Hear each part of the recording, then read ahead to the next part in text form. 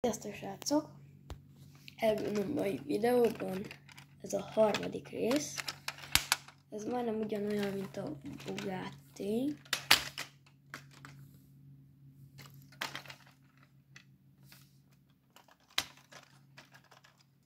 Csak nem tudom, hogy tud-e fordulni.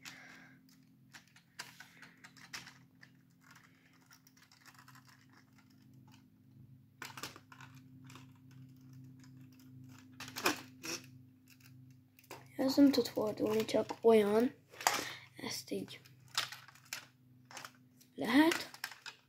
Szóval így túl kivríti a kokát, vagy mi, ami van benne. Szóval amúgy tök pacek.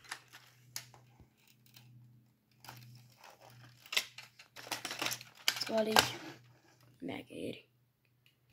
Itt elől van olyan húzókája, vagy hátul van? Szerintem hátul. Nem, elől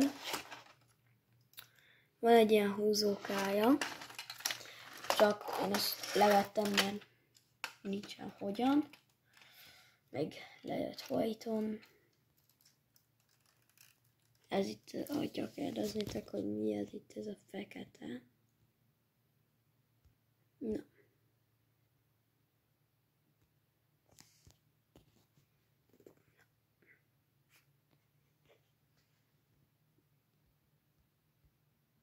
Ez itt.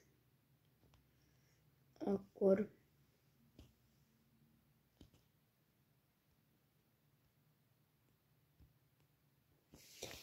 hát ragasztom, hogy nem maradt itt. Nem maradt. Itt. Szerintem, hogy lesz kövi rész, de nem biztos. És ott a Bugatti az asztalon. Ott.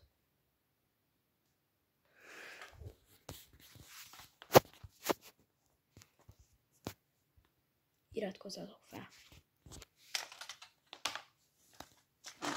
Na, sziasztok!